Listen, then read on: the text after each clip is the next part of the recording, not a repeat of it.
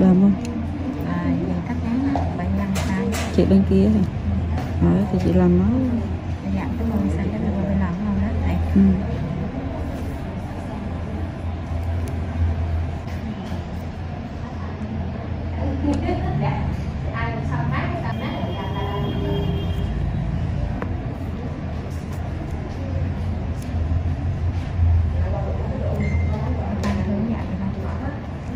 Thế. Lan cũng được, thấy được là được. Nếu là nó đi nhẹ lại chứ. Đi mạnh quá. Chị gỡ hồng mà chị tay mua cái bao rồi biết bao đâu nhận.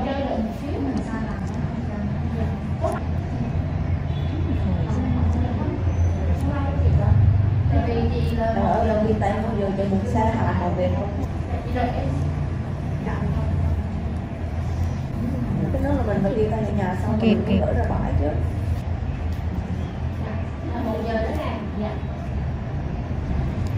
Mở thành mình chủ khác mình làm ra mình dám mở được. Đấy là có mấy chỗ mình đâu mình dám người ta làm mở rồi. Thì thôi nó là mỗi làm ở mình hay là làm chỗ khác rồi cái tới dạng.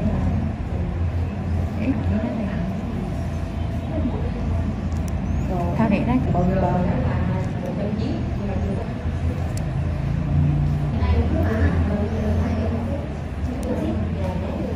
Đây chị sẽ bài cho mũ này. Trong mũ là làm kiểu khác. Có bị xỉn nào thì bị em biết.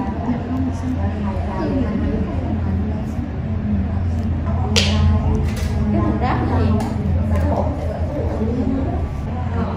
Xa quá đây chứ nhỉ.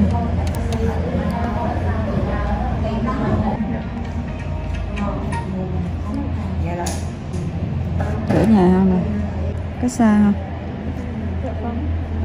Mình chị còn nó không gỡ ra nữa. Hồi nãy bên kia bao nhiêu rồi bác? Xa quá rồi.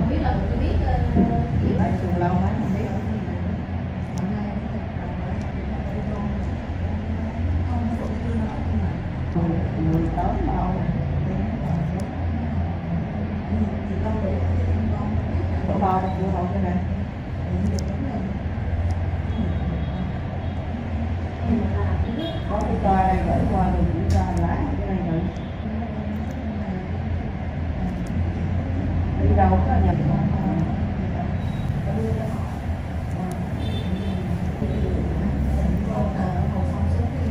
Có túi không kia?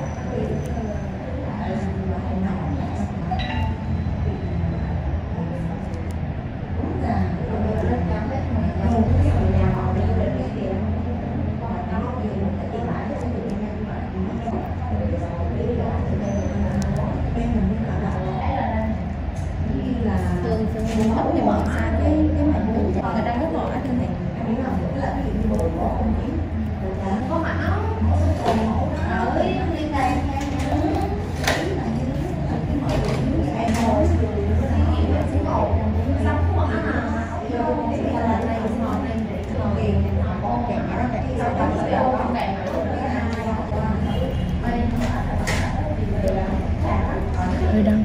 Cố gắng cái vùng đi nha. Nhiều lá của em.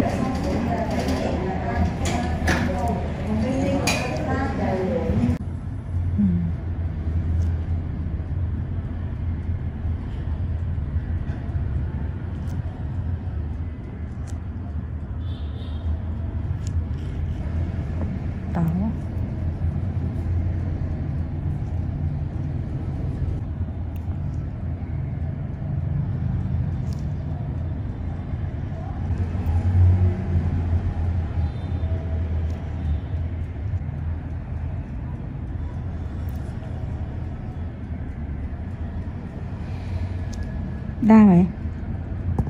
Dạ không sao đâu.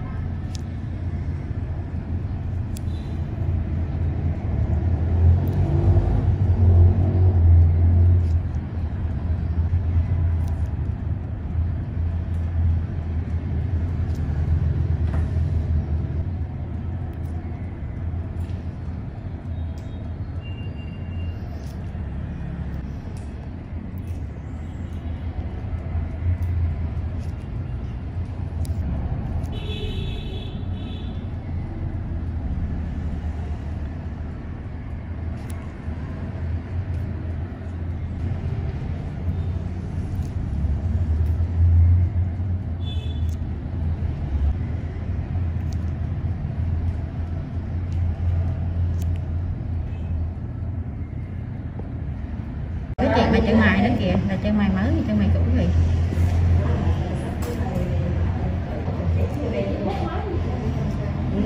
Nhắn tin thôi đi Hiền cái.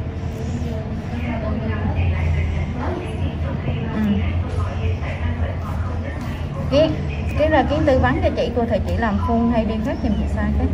Để đó cho chị sẽ tư vấn được chứ. Cứ nói với chị là để mình tê trước đi. Rồi. Chúng ta chỉ học. Hình như có Hiền vô Công ngăn làm được không?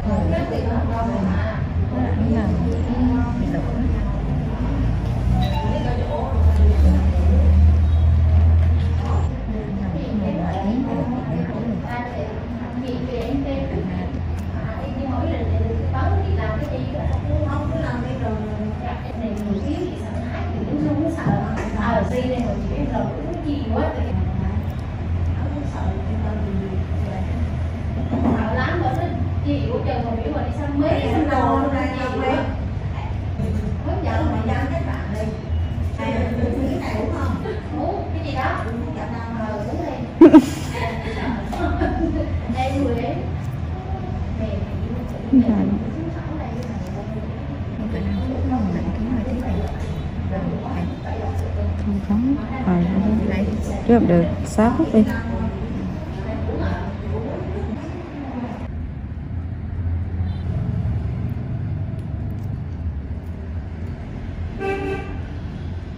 Phương kể với nó tự nhiên.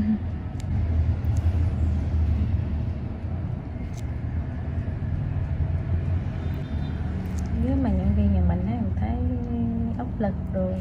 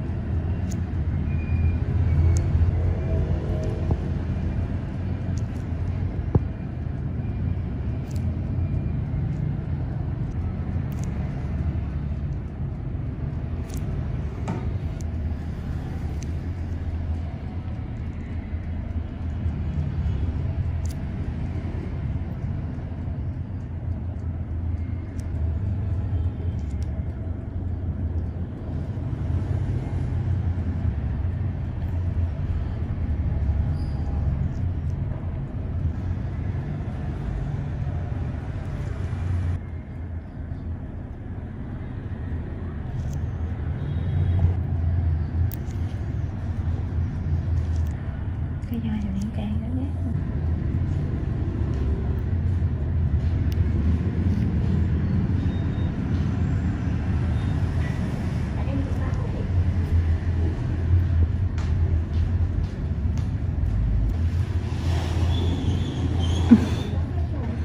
Bát thì tắt.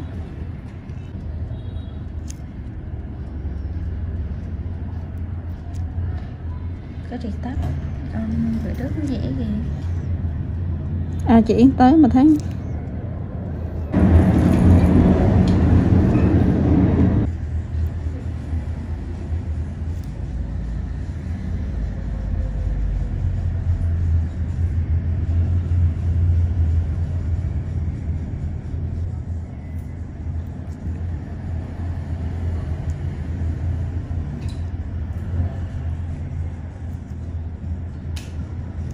Review.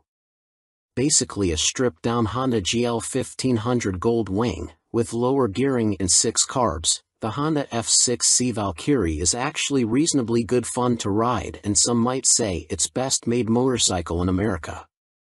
The Honda Rune 1800 looks like some kind of Dan Dare spacecraft. Mental. Ride quality and brakes. Here, the Honda F6C Valkyrie surprises many riders. So long as there's plenty of advanced planning, the motorcycle can be made to go around a corner fairly fast, for a cruiser, and still offers a luxurious ride on motorways. The Honda Rune 1800 is more ponderous, but then you'd want to travel slowly so people could stare for longer. The Honda Valkyrie's big problem for many cruiser riders is that it just isn't a V-twin. Instead, a burbling flat 6 Honda GL 1500 Gold Wing motor seems to sanitized for most, too damn quiet. Sure, the Honda F6C Valkyrie's 100 brake horsepower motor is enough to send the thing whizzing along in unfeasible speeds, but it's easily out-accelerated by the Triumph Rocket 3, any old Yamaha VMAX, and a whole boatload of rival power cruiser motorcycles these days. The Rune 1800 isn't really any faster. The Honda F6C Valkyrie rarely goes wrong, ever. It is a beautifully made motorcycle, with lavish chrome, thick paintwork and an engine that can cover 100,000 miles with basic oil/filter changes. The main problem with the motorcycle is keeping its hundreds of nooks and crannies clean. Double that cleaning time on the Honda Rune 1800. Our Honda Valkyrie FC6 owners' reviews show a very reliable bike, which is the norm for Hondas. For most of its life it was available as a personal import from the USA, and there aren't that many around, which keeps resale values high. Honda F6C Valkyrie motorcycles with the hard luggage touring kit on seem to be sought after. Buy a good used motorcycle and you can 5 years biking for about $2,000 in depreciation. The Honda Rune 1800 costs big bucks and is for lotto millionaires and poseurs only. Huge brakes, beefy forks and a proper 2-person saddle are some of the useful features on the Honda F6C Valkyrie. It could use the reverse gear of the Gold Wing, and there's no screen as standard on the Honda F6C Valkyrie. Naturally, there's a whole phone book of accessories to be had, from both Honda and US aftermarket motorcycle accessory suppliers. Sci-fi bodywork on the Rune looks stunning. Welcome to BBC Motor Reviews channel. KTM 1090 Adventure, 2017 on review. The chassis copes with the extra power with ease. In fact, it feels like it could handle a further 25 brake horsepower. The conventional 48mm WP forks and WP rear shock work straight out of the box. The forks are non-adjustable, but on our test route that didn't pose any problems. A 170 section rear tire and the 1090's relatively low weight enable it to be hustled with ease. Boring it certainly isn't. Unfortunately, we had less than ideal conditions to test the new 1090, but wet riding did highlight the bike's rider friendliness and near-perfect fueling at low speeds. There are 3 riding modes: Sport, Street, and Rain, with an optional off-road setting. Each mode changes the engine characteristics and level of traction control intervention. Although it's called the 1090, the engine is the same 1050 cubic centimeters motor as used in the outgoing 1050 Adventure.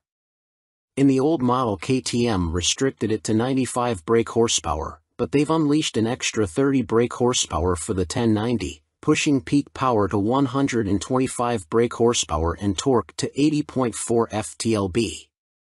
On the road, it deals like KTM have thrown a bottle of vodka into the punch bowl along with a dozen cans of Red Bull. The 1090 is much livelier and more fun to ride, yet still has the ease of use of the original 1050. Confusingly, KTM also offer a 95 brake horsepower version of the 1090, which can then be restricted further to 47 brake horsepower for those on an A2 license. KTM's LC8 engine is a proven motor by now, with few problems to report, and KTM's Adventure family are well built. The 1090 Adventure comes in much cheaper than the more premium competition, without skimping on quality.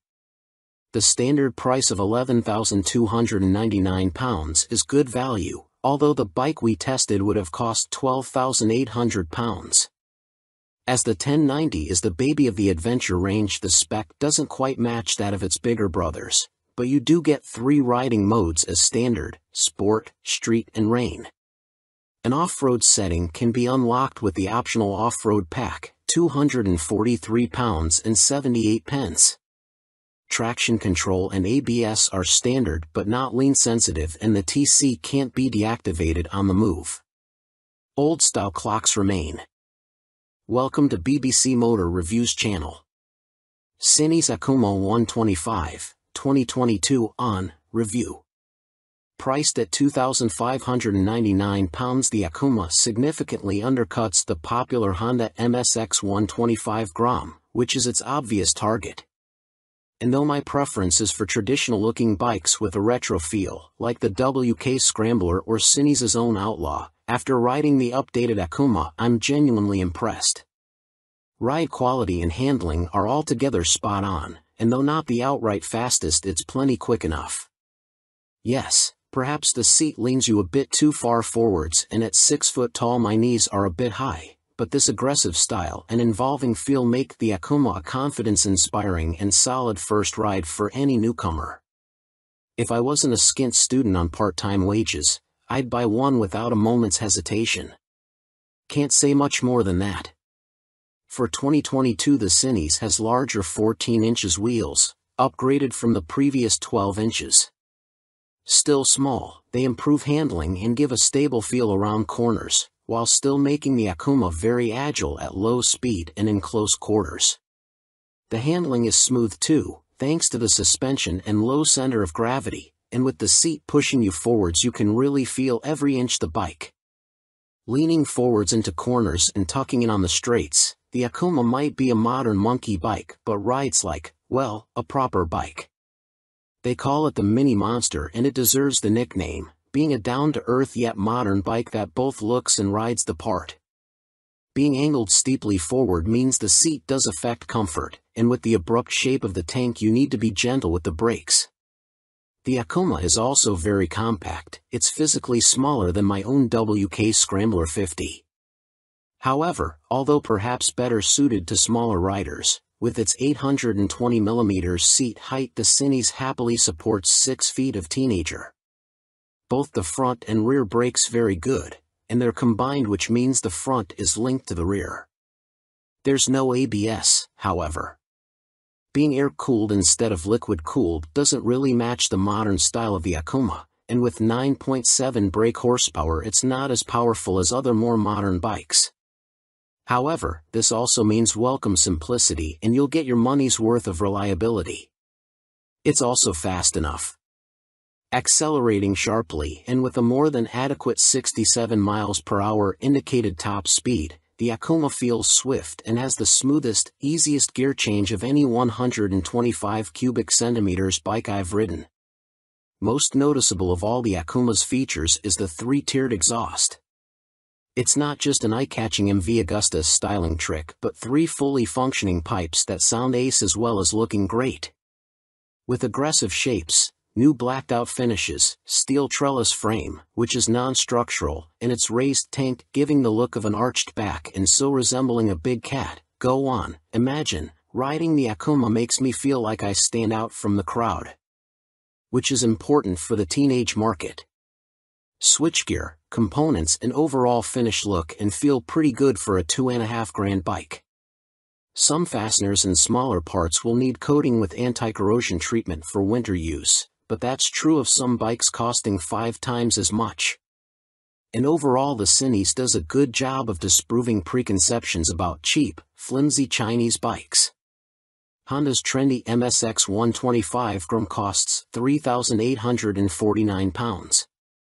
Yes, it's a bit nicer finished than the Cinis and will hold its value better, but it's only got the same power, and the extra £1,300 over the Akuma can be a big ask for a cash-strapped teen. Benelli's TNT 125 is also made in China and costs the same as the Cinis. It's got a couple of horses more and a neat-looking trellis frame, but but it's also a tad gaudy and in your face. Picking between them is as much down to their image and personal preference as anything else. Tech fan?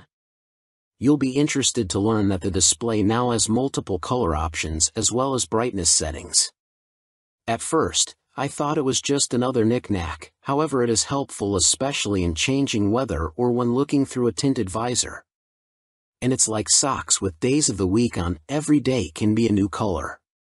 The display is also crystal clear and comes with a small array of function as expected: time, trip, odometer. Something that I quite like are the large buttons that the Cines uses. None of this tapping the wrong control malarkey, just big simple buttons, easy as you like. 2019, Cines Akuma launched late in the year as a 2020 model. Modern monkey bike with air-cooled 4-stroke single and 12-inch wheels. 2022, upgraded with larger wheels, jazzy new clocks, plus more refined styling and colors. Replacing the stock bike's KYB suspension, the SP features Gen 2 Öhlins semi-active suspension, NIX30 SV forks and a TTX36 SV shock, which automatically controls the damping levels while leaving spring preload manually adjustable. Featuring spool valves rather than traditional needles valves, which Öhlins claim deliver faster adjustment and a more accurate responsiveness at the low and high ends of the adjustment range, the SP suspension can be set in one of 3 semi-active damping modes, A1, A2 or A3, or one of 3 manual setting, M1, M1 or M3, which remove the semi-active function and allow fixed damping settings to be selected via the dash. An incredibly impressive system, the semi-active suspension responds to undulations in the road surface instantly, smoothing them out and making the SP feel like it is gliding over the bumps. Harsh ones still give you a kick, but unlike on a conventional system, the semi-active damping instantly recovers and keeps the MT nicely composed, a feature that reduces its tendency to shake its head when exiting bends under hard acceleration. On the UK's roads, A2 is the best option for bumpy B roads where A1 suits fast, smoother road better, and A3 is more for straight-line cruising, as when the pace ups it feels a bit soft at the rear end. And the SP's brakes are better too. Fitting braided steel lines can make a bike's brakes feel horribly dead at the lever as they lack rubber lines comforting initial squish. However, on the SP there is still enough feel to allow you to apply small amounts of pressure accurately via the new Brembo Radial Master cylinder. They don't scream race bike and aren't as fierce in their bite as some rivals' setups, but are fine for use on the road, and it is great to see the SP and stock MT now featuring cornering ABS thanks to the addition of an IMU in this latest generation. Good and bad news with the new Euro 5 compliant engine.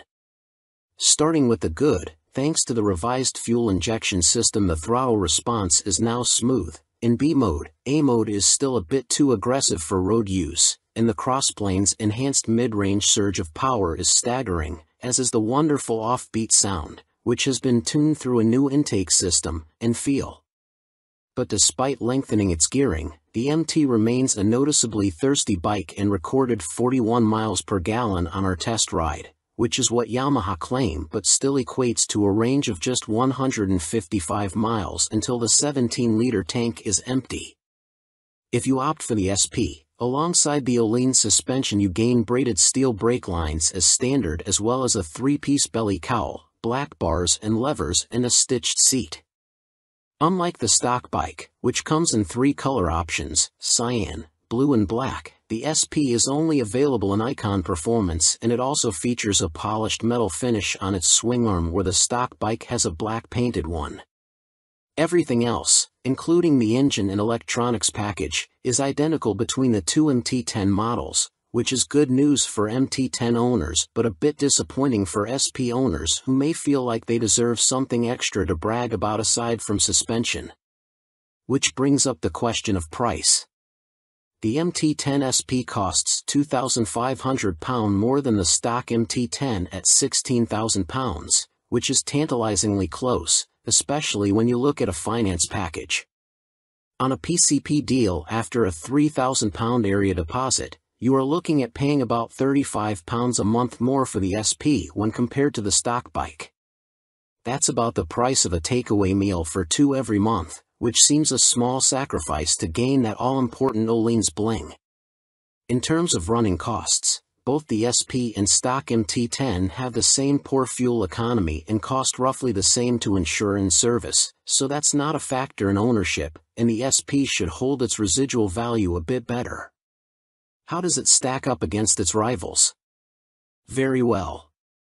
The SP is £16,000, where a Ducati Street Fighter V4 is £19,551, or £21,651 in S-Guise with semi-active suspension. The Aprilia Tuono V4 factory is £16,900, the KTM Super Duke EVO £17,899, Triumph Speed Triple 1200 RS £15,500, which lacks semi-active suspension, and the Kawasaki ZH2 SE £19,079. Sharing the same tech package as the stock MT, the SP is no less impressive when it comes to its safety assists.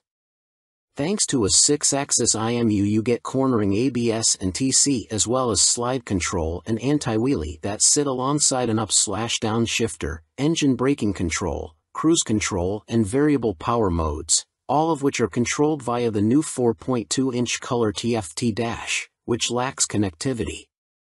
While the electronics perform faultlessly, and the quickshifter is excellent, it is tricky to see which of the various acronyms you are selecting should you wish to tweak their. Welcome to BBC Motor Reviews channel. Triumph Rocket 3, 2020 on review. Suspension, steering and stopping are all worlds ahead of the previous Rocket 3, and as a result it now feels like a laughably large but comprehensively capable motorcycle, rather than a cartoon cruiser caricature. Related, 2020 Triumph Rocket 3 TFC news on MCN. First impressions might be dominated by the rocket's vast proportions and the curiosity factor of cramming a motor larger than a typical family car between two wheels, but after a day spent studying the quality details, experiencing the meticulously managed power and appreciating the enormous improvements in refinement, you walk away feeling thoroughly impressed. The new Rocket 3 is exciting, eye-catching, attention-grabbing and pulse-raising, yet avoids straying into feeling frivolous, ridiculous, or pointless. Forget the previous Triumph Rocket 3's cumbersome bulk, heavy-handed handling, basic running gear and Romanesque name badge. The new Rocket 3's chassis is totally different. A cast aluminium spine frame replaces the old twin steel tubes, helping contribute to an incredible 40 kilograms saving over the previous bike, while steering geometry is sharper and the wheelbase is shorter. As a result, the Rocket now has a proper appetite for corners the old bike couldn't dream of. Turn-in is easy, holding a line mid-corner needs little inside bar pressure, and flick-flacking from full lean left to right, and still ending up where you intended, is absurdly accurate for a bike with a fueled weight north of 320 kilograms. Suspension is by Showa, with 47mm adjustable upside-down forks up front, and an adjustable monoshock monitoring the shaft drive. No electronic adjustment though, the clickers are all manual. The front's set pretty firm, meaning you can haul hard on the flagship Brembo Stylema front brakes. Even the rear brake is a 4-pot radially mounted caliper, to generate huge stopping force without the bike trying to tie itself in knots. Ride quality is generally good, though the short travel shock, just 107mm, has to work hard and can feel bouncy. Drive hard and you can clearly feel the rear end of the bike jack up though, a result of the torque reaction from the shaft drive being unchecked by any kind of parallelogram setup.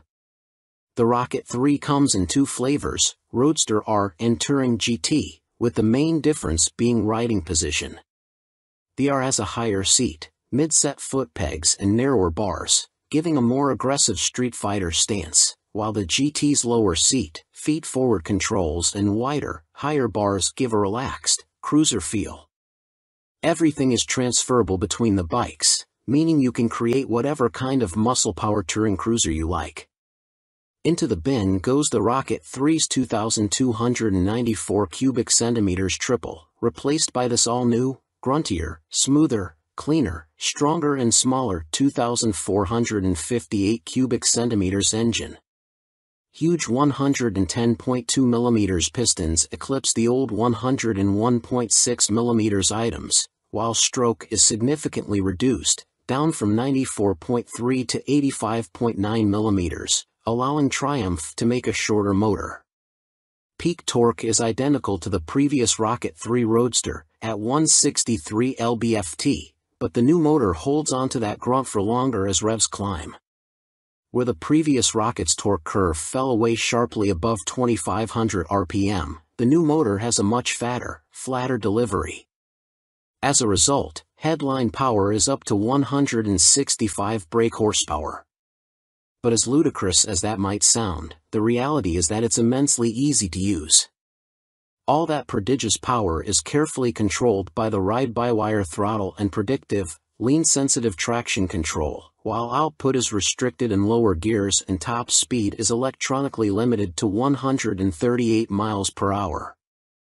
It's a beast, but one of those big, fluffy, gentle, cuddly chaps from a Disney film. The colossal torque spread means you can ride it however you like.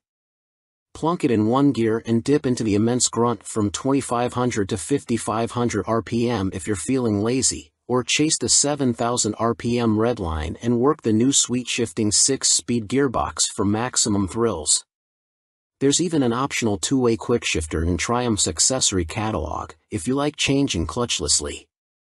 It's a completely new machine from nose to tail, so only time and miles will deliver a verdict on reliability. Service intervals are set at a car like 10,000 miles, suggesting the motor is in a fairly mild state of tune and Triumph have confidence in it. Looking over the bike in the metal, everything appears high quality, as you'd expect for 20,000 pounds. The exhaust headers are a particular highlight, the welds look neat, while the hydroformed curves are apparently a huge pain to produce. Everything seems tucked away neatly, there are no vulgar cables or hoses dangling about anywhere, and wiring runs inside the handlebars. Details like the Monza-style petrol, coolant and oil filler caps are pleasing, while the clever flip-out pillion pegs are a neat design. Our Triumph Rocket 3 owners' reviews show there have been some issues for some buyers, in particular corrosion, electrical and mechanical problems. Seemingly the rear brake can often stop working, for example, and needs attention from a dealer. Have a good read through before going for a test ride. Clearly it's not a cheap bike, though an ultra-capacity extreme muscle cruiser never was going to be.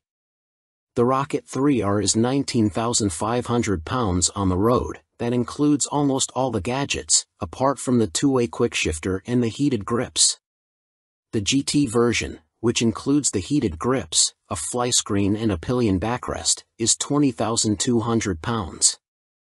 Both are roughly on a par with Ducati's Diavel 1260S, 20,041 pounds. A Harley-Davidson Fat Bob 114 starts at 15,825 pounds. But doesn't have a fraction of the Triumph's tech, torque, pose or poise. If you want to go properly left field, a Moto Guzzi MGX21 is 19,999 pounds. Running costs probably won't be any kinder on the wallet. Triumph claimed the motor returns 41 miles per gallon, but our test ride suggests it's closer to 35 miles per gallon. That 240 section, 16-inch rear tire isn't cheap either. Sign picking the bike up in March I have had a headlight replaced under warranty, main beam sticking on, and the second which has really put me off was the rear brake losing all braking power.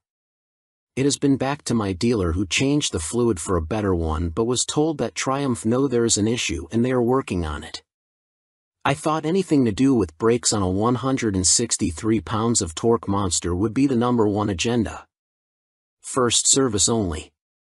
The fuel economy is not bad so far, 43 to 45 miles per gallon.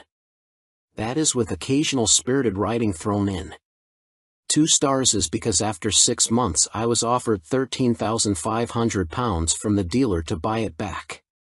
Even WBAB offered considerably more, so not much faith in the brand and will likely be going back to BMW. Equipment. The Brembo brakes are top-notch. The stopping power and feel is superb, the ride comfort is less so. I am a big old guy and no matter how I try to adjust the rear suspension the ride is harsh on anything but smooth tarmac. The roads in Herefordshire where I live are amongst the worst in the UK and backache sets in after about 2 hours. I have purchased an Airhawk DS seat pad which has transformed the comfort but it's still not all day comfy like my old Rocket. The tank is so wide you have to ride legs apart which at motorway speeds the wind blast makes your hips ache trying to keep tucked in. In the end I made and fitted a pair of Perspex front fork air deflectors to solve the discomfort. I didn't go for the quick shifter or the navigation package as for me they don't offer much in the way of the overall riding experience. The TFT display is good but on some settings it is too fussy and hard to read. I opt for the screen that shows speed, revs, gear selection and fuel status, that's enough for me. There are a few niggles with this bike that could be better. The original screen doesn't give much wind protection and the rear hugger design is total crap. In the rain you get covered in road crud halfway up your back. I bought an aftermarket hugger which left some wiring exposed so I ended up fitting this over the top of the original hugger, problem solved. I purchased the accessory panniers and rear rack to give the bike some touring capability. These panniers are okay but are quite small and are not as rigid as I would have liked. The optional rear rack is stated as only good for 3 kilograms which means fitting my fully loaded Kuryakyn Grand Tour bag on the rear may be more than it can withstand. Guess I will soon find out as there is little room on the pillion seat. One of the best design features on this bike are the fold-away pillion foot pegs and the folding pannier mounts. If anyone is thinking about buying this bike for some serious touring then you will need a few aftermarket bits to iron out its touring limitations. Welcome to BBC Motor Reviews channel.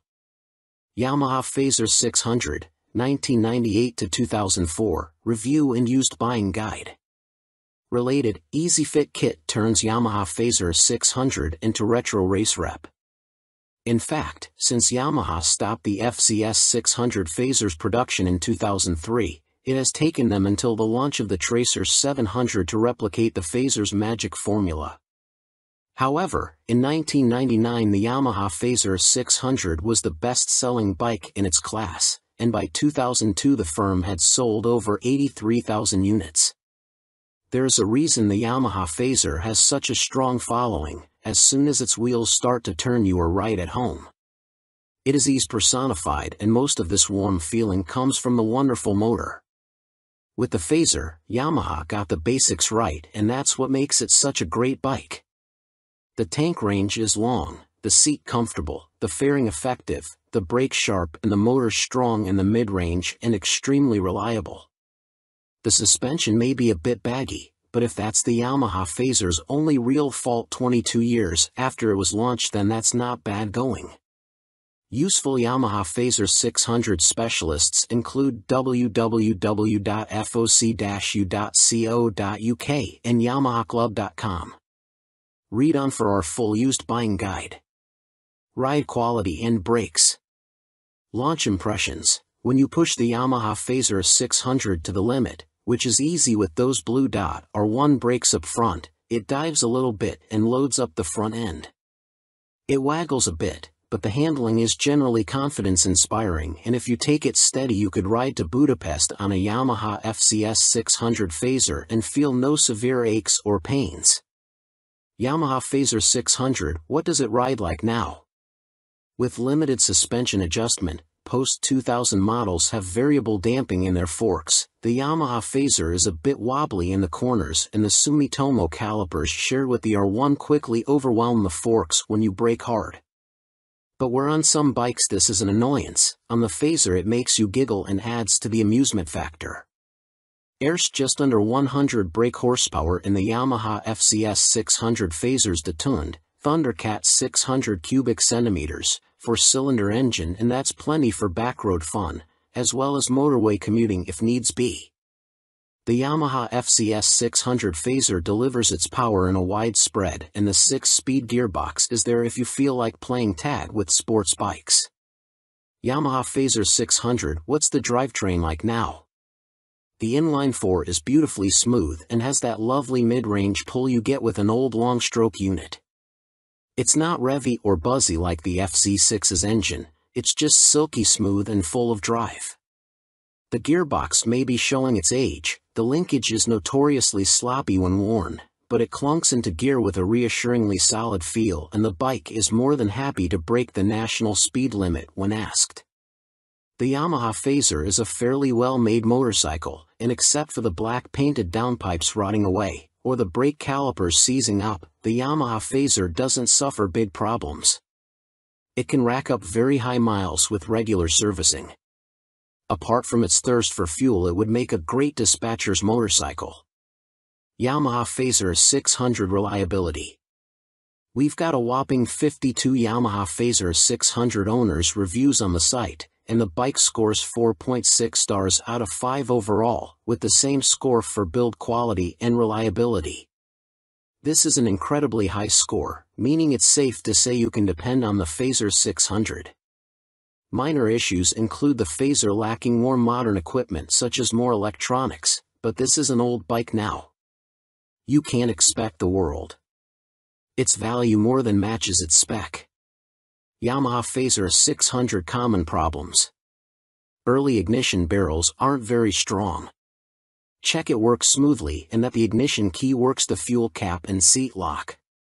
The headlight bracket bends if the bike is in an accident and few people replace it, so always check the fairing looks square on the bike.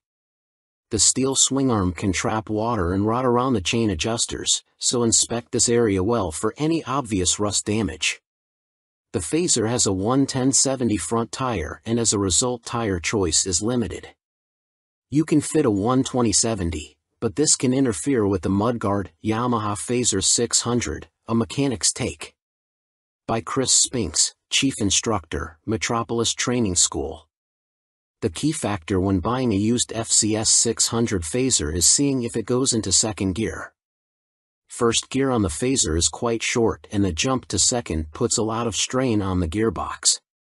This can cause the second gear selector fork to bend, and that leads to a really stiff change and eventually a broken gearbox. On a cheap bike such as a used Phaser, that can write the bike off as replacing it is not economically viable, as a complete gasket kit costs £500. That said, when I destroyed my Phaser's gearbox on a track day, I bought a new motor for £400, and swapping them over was fairly simple. The sprocket retaining nut is a classic Phaser fault and well documented. The nut comes loose, the sprocket slides off the shaft and then sits on the threaded part of the output shaft. People think the clutch is gone and rev the motor, which causes the sprocket to strip all the threads off the shaft.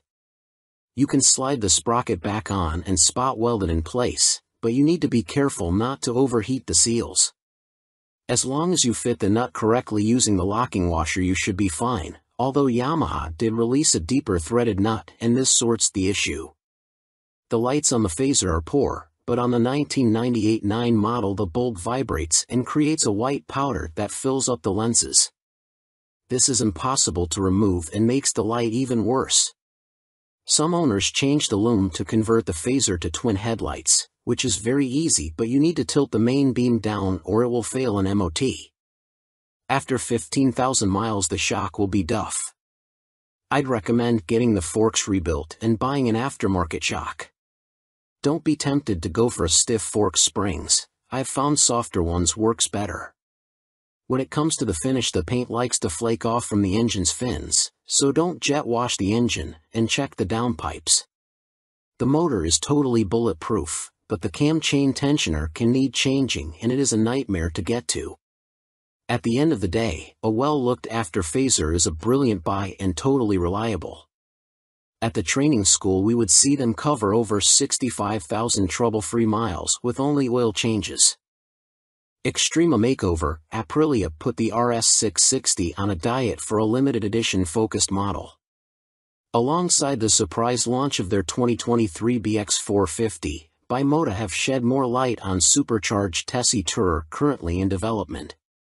Now officially called the Terra, we first caught glimpse of the bike as a basic design sketch at the 2021 EICMA show, with a spokesperson for the Rimini firm later confirming to MCN that it would be powered by the 4-cylinder motor found in Kawasaki's Ninja H2SX range. Never before have Bimota been present in this market segment, Bimota COO, Pierluigi Marconi, said in a statement. No one has this much fun and function in one package.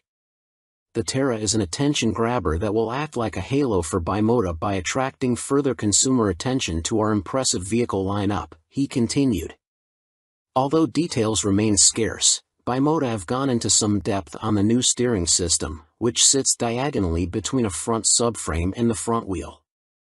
There are no front forks like a conventional motorcycle, which should aid front-end stability and the ability to trail brake into a corner. This is because braking forces are kept away from the front suspension, leaving it free to deal with bumps in the road. These systems can reduce front-end feel though.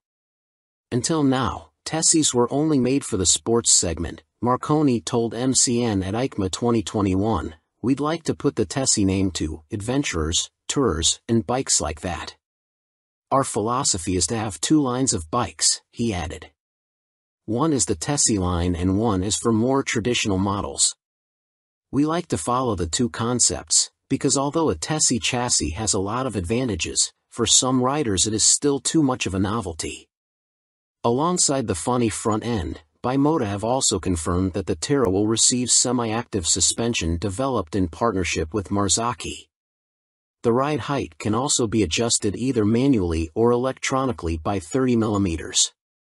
Also expect to find 5-spoke forged alloy wheels too, which should help to keep unsprung mass down. It went from first sketch to full-size model in few months using computer-aided design, Marconi continued. You ride some bikes because you have to, but you ride these Bimota because you want to. Terra will appeal to enthusiasts of all ages because the design draws you in, and the performance keeps you there. Superior performance. Brough Step Up Aston Martin partnership with more powerful AMB 001 Pro. Luxury boutique brand Brough Superior have once again teamed up with supercar experts Aston Martin to create yet another outrageous, limited-run track day machine.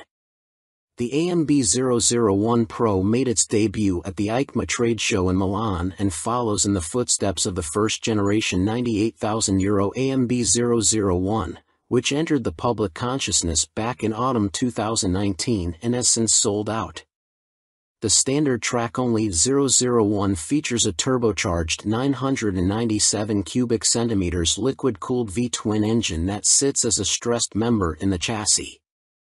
The 175 kilograms, dry, Pro uses a CNC machine version of this unit as a stressed member with a claimed 25% increase in power to 221.9 brake horsepower.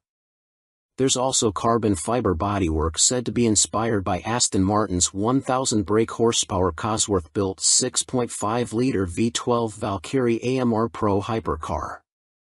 The success of its predecessor, coupled with the incredible Aston Martin Valkyrie AMR Pro, inspired us to get together again to create a new superbike, one that we know will excite our customers, Brough Superior CEO Thierry Henriette said. We are particularly proud of the new engine type, with a crankcase fully machined from solid billet aluminium, which is a unique feature for a production motorcycle. With the marked increase in power, this takes AMB 001 Pro into the hyperbike sector.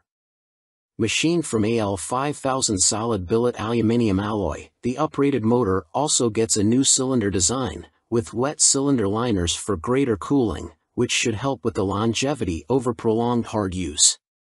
Limited to 88 units in total, the Pro will not be homologated for the road and will be built by hand at the Brough factory in Toulouse, France. Orders are now being taken, with the first deliveries expected in the final quarter of 2023. The bike shown at EICMA was a prototype. It's a beautifully simple formula. Form plus technology equals performance, Marek Reichman, Executive Vice President and Chief Creative Officer of Aston Martin, said. We've achieved this fluidity again with BRAF Superior for those who desire a track superbike like none other. The rider is part of this moving sculpture and will literally feel as though they are part of the track when laying atop the AMB 001 Pro. But it's not all about engine performance. A quick glance at the side profile of the Pro reveals more extreme bodywork, with a more pronounced tail, winglets, and a rear carbon disc wheel design. There's still next to no front wind protection though, which could be unpleasant at speed and take away from the riding experience. Gone is the underslung exhaust exit from the standard 0012, with a single pipe on the right side of the bike protruding above the fat 200 section rear tire and shark-like aero wing. In a nod to Aston Martin's racing success, the 001 Pro features a striking jade green livery, with a blacked-out motor and suspension. This suspension system comes in the form of a front double wishbone setup adjustable for preload and rebound, plus a rebound and preload adjustable monoshock. Naked Ambition, CF Moto unveil NKC22 concept. CF Moto weren't short of new bikes to show us at the EICMA trade show in Milan, including this naked roadster concept called the NKC22. The bike uses an 800 cubic centimeters parallel twin engine, presumably the same KTM 790 lump used in Kmoto's 800 metric tons models, but wrapped in a lightweight, sporty chassis. This concept version is covered in forged carbon bodywork with an engine fairing that doubles up as an aerodynamic wing. Front forks are heavy-duty upside-down units and look to be fully adjustable, while at the back a stylish single-sided swing arm holds a rear wheel blanked off with carbon inserts. CF Moto reside at the economical end of the motorcycle market, and so even this concept version gets J.1 brakes rather than the full Brembos used on last year's track-focused SRC21 concept. Twin SC Project exhausts complete the aggressive, sporty look and would, from the looks of them, far exceed UK homologation noise limits, so expect something more sensible on the finished bike. The M button on the left switchgear and the word Street on the bottom of the TFT dash display suggest that a selection of rider modes is available with up and down buttons for cruise control also included. And the telltale phone symbol elsewhere on the screen means there's smartphone connectivity, too. CF Moto reside at the economical end of the motorcycle market, and so even this concept version gets J.1 brakes rather than the full Brembos used on last year's track-focused SRC21 concept.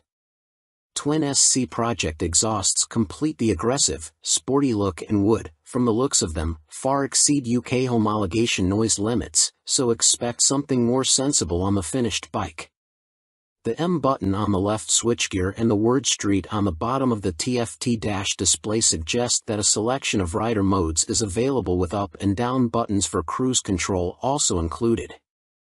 And the telltale phone symbol elsewhere on the screen means there's smartphone connectivity, too. Naked Ambition, CF Moto unveil NKC22 concept. CF Moto weren't short of new bikes to show us at the EICMA trade show in Milan, including this naked roadster concept called the NKC22. The bike uses an 800 cubic centimeters parallel twin engine, presumably the same KTM 790 lump used in Kmoto's 800 metric tons models, but wrapped in a lightweight, sporty chassis. This concept version is covered in forged carbon bodywork with an engine fairing that doubles up as an aerodynamic wing. Front forks are heavy-duty upside-down units and look to be fully adjustable, while at the back a stylish single-sided swing arm holds a rear wheel blanked off with carbon inserts. CF Moto reside at the economical end of the motorcycle market, and so even this concept version gets J.1 brakes rather than the full Brembos used on last year's track-focused SRC21 concept. Twin SC Project exhausts complete the aggressive, sporty look and would, from the looks of them, far exceed UK homologation noise limits, so expect something more sensible on the finished bike. The M button on the left switchgear and the word Street on the bottom of the TFT dash display suggest that a selection of rider modes is available with up and down buttons for cruise control also included. And the telltale phone symbol elsewhere on the screen means there's smartphone connectivity, too. CF Moto reside at the economical end of the motorcycle market, and so even this concept version gets J.1 brakes rather than the full Brembos used on last year's track-focused SRC21 concept. Twin SC Project exhausts complete the aggressive, sporty look and would, from the looks of them, far exceed UK homologation noise limits, so expect something more sensible on the finished bike. The M button on the left switchgear and the word Street on the bottom of the TFT dash display suggest that a selection of rider modes is available with up and down buttons for cruise control also included. And the telltale phone symbol elsewhere on the screen means there's smartphone connectivity, too. Fantic released their first twin, the Caballero 700 Scrambler. Fantic has revealed their first modern-era twin-cylinder machine with a 700 cubic centimeters Scrambler joining their Caballero range. Fantic are making the most of their partnership with Yamaha, announced at the beginning of 2021, as the bike uses the 689 cubic centimeters, liquid-cooled Euro 5 engine seen in the MT-07, Tenere 700 and R7. There has been no retuning of the CP2 twin either, as Fantic claim the Caballero will hit the showrooms in April next year, boasting 75 brake horsepower and around 50 lb.ft of torque, identical to the R7 and considerably more than the 40 brake horsepower and 31 lb.ft of torque of the Caballero 500 Scrambler. Elsewhere, the 700 sports the same 19 inches front and 17 inches rear, aluminium, spoked wheels as its small-capacity sibling. The engine sits in a single backbone-style frame made from CRMO steel attached to an aluminium swing arm, giving it a wheelbase of 1,460 mm, 35 mm longer than the 500 version. One of the most immediately obvious differences between the two capacity scramblers is the exhaust system. The new 2-into-1-into-2 setup runs under the engine, over the swing arm to exit in roughly the same position. Both machines have a seat height of around 830 mm. Connecting frame to wheel will be a 45 mm upside-down fork made by VRM Marzocchi. The Italian manufacturer also supplies the rear monoshock with preload adjustment. Brembo is the manufacturer of choice for the calipers, with a 4-piston unit gripping the 330 mm front disc and a 2-piston, 245 mm setup on the rear. In another first for Fantic, cornering ABS will be standard on the 700. The system will sense the bike's lean angle and fine-tune the braking response accordingly. Traction control also makes its debut to the Fantic lineup, with both rider aids and 3 rider modes, road, off-road and custom, manipulated via a 3.5 inches TFT display with Bluetooth connectivity. A 14-liter fuel tank may be a little on the small side, although the claimed 180 kilograms curb weight should prove competitive when it comes to commuting or a bit of back lane scratching. An expected price tag of around £9,000 may put some off, although stylish looks, proven engine and handling potential could tempt many. Stuart Prestige. By Stuart Prestige. All-weather rider with a penchant for long tours and hours in the saddle. You may also like. Honda released £30,000 limited edition McGuinness 100th TT Star Replica Fireblade SP. Who do you think you are, John McGuinness?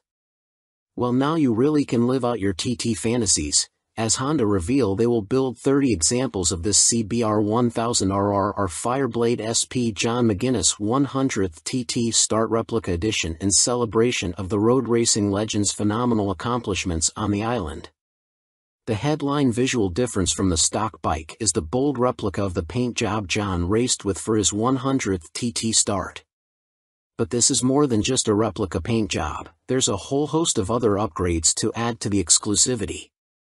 The stars align for me to be back on a Honda Fireblade for my 100th TT Start, says McGuinness. It's an awesome bike and has meant so much to me over my career. I'm proud of my connection with its place in TT history and of this, my replica. John McGuinness is the second most successful TT racer of all time, next to the late, great Joey Dunlop, and while revered as road racing legend, he has also had an exceptional short-circuit career, having raced in 24-hour world endurance races like the Bol d'Or and Le Mans, 500 cubic centimeters GPs, and the Daytona 200. He's a former British 250 cubic centimeters champion, has ridden in World Supersport and finished third in the 2009 British Superstock Championship. Making his TT debut in 1996, he won the Best Newcomer title in the 250 cubic centimeters class. 3 years later, he took his first win, the 250 cubic centimeters lightweight TT. Over the ensuing 2 decades, 1999 to 2019, he has accumulated an incredible 47 podiums and 23 TT wins, as well as being the first to break the 130 miles per hour lap barrier on a Honda Fireblade, no less. So, what do you get for your 30,000 pounds? In addition to the already high spec of the CBR 1000RR Fireblade SP which underpins the replica, the limited edition blade gets a full replica paint job incorporating gold detailing and a film strip showing all of John's TT starts on Hondas. Unsurprisingly, this is where it deviates from his actual race bike, which also pictured his TTs on other manufacturers' bikes, and 100th start sponsor logos. There are gold wheel stripes, an individually numbered plaque on the headstock, genuine Honda carbon fiber front mudguard and carbon rear hugger, or rear seat cowl and tall screen, and Metzeler Racetech RR tires. On startup there's a ring of fire screen animation as the display loads, and 30th anniversary logos on the smart key and laser engraved on the Akrapovic muffler, marking the machine's special place in Honda history. And to cap it all, there's John's signature on the airbox cover. Honda are even offering the opportunity for a personal handover from John McGuinness MBE himself, at Honda Racing UK in Louth. If that's not enough, you'll also get a custom Fireblade garage mat, genuine Honda accessories indoor bike cover, 3D laser engraved crystal featuring a design of the John McGuinness 100th start replica. All inquiries and orders for the John McGuinness CBR 1000RR Fireblade SP 100th start replica are to be via the Honda dealer network, and if you want to see one in the flesh, it will be on display on the Honda stand throughout Motorcycle Live at the NEC from November 19th to 27th. Fantic released their first twin, the Caballero 700 Scrambler. Fantic has revealed their first modern-era twin-cylinder machine with a 700 cubic centimeters Scrambler joining their Caballero range. Fantic are making the most of their partnership with Yamaha, announced at the beginning of 2021, as the bike uses the 689 cubic centimeters, liquid-cooled Euro 5 engine seen in the MT-07, Tenere 700, and R7. There has been no retuning of the CP2 twin either, as Fantic claim the Caballero will hit the showrooms in April next year, boasting 75 brake horsepower and around 50 lb.ft of torque, identical to the R7 and considerably more than the 40 brake horsepower and 31 lb.ft of torque of the Caballero 500 Scrambler. Elsewhere the 700 sports the same 19 inches front and 17 inches rear, aluminium, spoked wheels as its small capacity sibling. The engine sits in a single backbone-style frame made from CRMO steel attached to an aluminium swing arm, giving it a wheelbase of 1,460 mm, 35 mm longer than the 500 version. One of the most immediately obvious differences between the two capacity scramblers is the exhaust system. The new 2-into-1-into-2 setup runs under the engine, over the swing arm to exit in roughly the same position. Both machines have a seat height of around 830 mm. Connecting frame to wheel will be a 45 mm upside-down fork made by VRM Marzocchi. The Italian manufacturer also supplies the rear monoshock with preload adjustment. Brembo is the manufacturer of choice for the calipers, with a 4-piston unit gripping the 330 mm front disc and a 2-piston, 245 mm setup on the rear. In another first for Fantic, cornering ABS will be standard on the 700. The system will sense the bike's lean angle and fine-tune the braking response accordingly. Traction control also makes its debut to the Fantic lineup, with both rider aids and 3 rider modes, road, off-road and custom, manipulated via a 3.5 inches TFT display with Bluetooth connectivity. A 14-liter fuel tank may be a little on the small side, although the claimed 180 kilograms curb weight should prove competitive when it comes to commuting or a bit of back lane scratching. An expected price tag of around £9,000 may put some off, although stylish looks, proven engine and handling potential could tempt many. Stuart Prestige. By Stuart Prestige. All-weather rider with a penchant for long tours and hours in the saddle. You may also like 70s Superbike Stunner, MV Agusta Super Veloce 1000 Serie Oro. MV Agusta may not have been directly participating in the EICMA show in Milan last week, but it didn't stop them stealing the headlines with this stunning Super Veloce Serie Oro. The carbon-clad superbike uses the Brute Ale 1000RR as a base, meaning the same 998 cubic centimeters inline-4, producing a claimed 209.1 brake horsepower with a race kit installed. Inside this motor, you'll find a countershaft that rotates at twice the speed of the primary drive shaft with the aim of reducing vibrations and promoting faster cornering. You also get the same frame and single-sided swing arm, but now clad in carbon fiber bodywork inspired by MV's 1972 500 GP Racer. Sitting alongside the smaller, 3-cylinder Super Veloce 800, the Serie Oro is planned to hit dealers in the middle of next year at a price of approximately £50,000.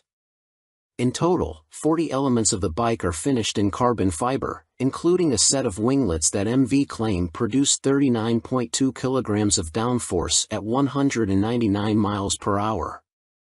You also get carbon fiber disc brake covers, which attempt to pay tribute to the drum brakes of old whilst also cooling the calipers, essential on a bike capable of such high speeds. MV Agusta also claim the design allows air to flow around the brakes towards the coolant and oil radiators for better temperature control. There are air vents along the carbon fairings, too. Despite the superbike credentials, the Serie Oro has deliberately been made more comfortable and less extreme than traditional circuit stars, and it features electronically adjustable Öhlins NIX forks for a high-quality ride. They are matched to an Öhlins TTX rear shock, which bolts directly to the swing arm. As you'd expect for a bike of this caliber, stopping power comes from premium Brembo Stylema monoblock calipers, which bite onto chunky front 320mm discs. You also get 5-spoke forged aluminium rims, and 4 underseat exhausts, just unlike the company's landmark F4. In addition, there's a suite of lean-sensitive electronics, plus a 5.5 inches TFT color dash to control them, with the added option of mobile connectivity. Dan Sutherland. By Dan Sutherland. News editor, sports bike nut, and racing fan. You may also like Vmoto range grows, Super Soco owners launch 3 new urban models at EICMA 2022. Electric scooter manufacturer Vmoto, parent company of Super Soco, have had a busy year, releasing 3 new models at EICMA, including the 125 cubic centimeters comparable e-bike, the Vmoto Soco Stash. The release of the production model comes just a year after the unveiling of the prototype, with the bike so named due to its multifunctional storage compartment, housed in the fuel tank, large enough for a full-face helmet or other accessories. At its heart is an electric motor producing an average 8 kilowatts with a peak of 15 kilowatts. This propels the Vmoto Stash to a top speed of 75 miles per hour when the boost is deployed. 68 miles per hour is on tap without the boost. A 72V removable battery provides the juice and can be charged using a fast charger in a conventional 3-pin plug in 3.5 hours. Charging without the fast charger will take between 5 and 6 hours. No range specifications have been released, but expect it to have the same 30-mile capacity of the Super Soco TS Street Hunter, which has the same top speed capability. A newly designed swing arm pivots off a solid, lightweight frame, driving a 17-inch rear wheel. A 17-incher is also fitted on the front, and ABS disc braking is standard. A relatively tall seat height of 830 millimeters awaits the rider, and the Stash has a curb weight of 143 kilograms. The company also unveiled their first dirt bike-style machine, which weighs in at just 84 kilograms. The machine comes in two models, the Vmoto On-R, which comes with road tires, or the OFFR, which is equipped with Nobla tires. The On-R/OFFR can be set up in either L1 configuration, comparable to a 50 cubic centimeters machine, or L3, which mimics a 125 cubic centimeters. In the L3 iteration, the bike can reach speeds topping 50 miles per hour, while the L1 configuration limits the top end to just under 30 miles per hour. Vmoto claim a range of up to 90 miles with recharge times taking 2 hours for the L1 configuration and 3 hours for the speedier L3. A die-cast aluminium frame cradles the 8 kilowatts motor, producing a claimed 190 feet per pound of instant torque. A swing arm with a single rear damper secures the belt-driven, rear-spoked wheel. No retail price has been provided.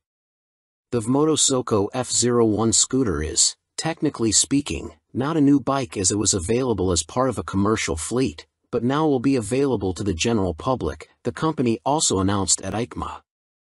The urban commuter will, like the On/OFFR models, will be available as an L1 or L3 configuration.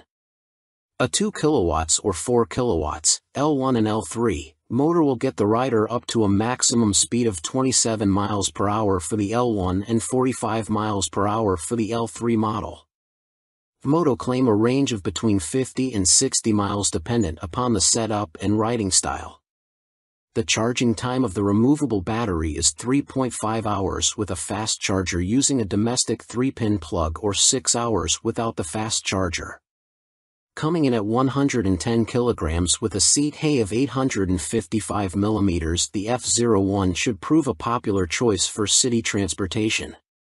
The F01 will be available in white, light or dark blue, red and black.